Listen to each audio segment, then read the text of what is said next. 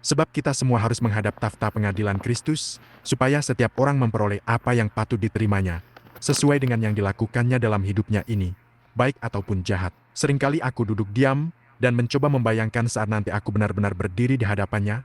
Apa kira-kira yang akan Yesus katakan kepadaku? Bukan soal pertanyaan yang rumit, tapi pasti dia akan menanyakan satu hal paling mendasar.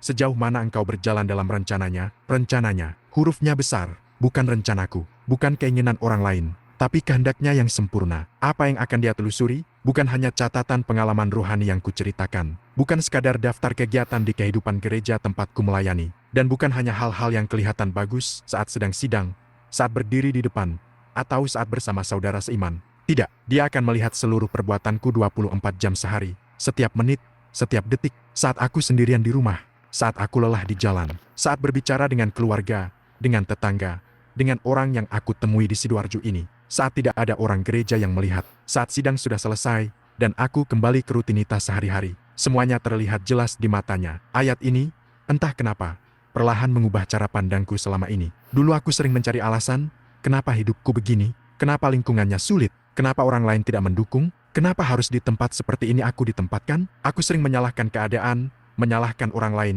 bahkan menyalahkan lokasi tempat aku tinggal sekarang. Tapi hari ini, firman ini menghentikanku menunjuk ke arah luar, dan memintaku menoleh sepenuhnya ke dalam diriku sendiri. Aku bertanya pada hati ini, di mata Tuhan, posisiku sekarang ini seperti apa? Apakah aku benar-benar seorang peserta lomba lari, yang sudah berdiri di jalur yang tepat, terus melangkah maju, berusaha berlari sekuat tenaga menuju garis akhir yang Yesus sudah persiapkan? Atau apakah aku sudah lama melangkah keluar dari jalur itu, jauh menyimpang dari jalan yang Dia tunjukkan, dan aku belum berbalik kembali? Atau yang lebih menyedihkan, apakah aku justru sadar jalur mana yang benar, tapi sengaja berjalan berlawanan arah? Dan satu pertanyaan terakhir yang paling menohok hatiku, apakah aku sebenarnya tidak sedang berlari sama sekali, tapi cuma duduk manis di kursi penonton? Setiap hari aku sibuk berkomentar, pelari A larinya terlalu lambat, pelari B gayanya salah, kenapa pelari C begitu caranya? Aku jago sekali menilai cara orang lain berlari, sampai lupa bahwa kakiku sendiri tidak pernah bergerak maju mengikuti panggilan pribadi yang Yesus berikan khusus untukku.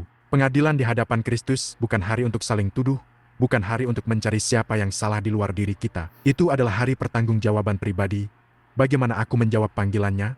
Bagaimana aku menjalani hari-hariku baik saat dilihat orang, maupun saat tidak ada satupun yang tahu sesuai dengan kehendaknya. Dan sejak hari ini, aku memilih untuk berhenti mencari alasan. Aku mau melihat kakiku sendiri, apakah masih di jalur perlombaannya? Dan jika belum, aku mau berbalik sekarang, sebelum garis akhir datang menjemputku. Karena yang Tuhan cari bukan seberapa bagus aku berbicara tentang lomba ini, tapi seberapa setia aku berlari di jalur yang Dia berikan padaku. Marilah kita renungkan hal ini bersama. Simpan firman ini, bagikan kalau ini juga menyentuh hatimu, dan mari kita perbaiki langkah kita, sesuai rencananya.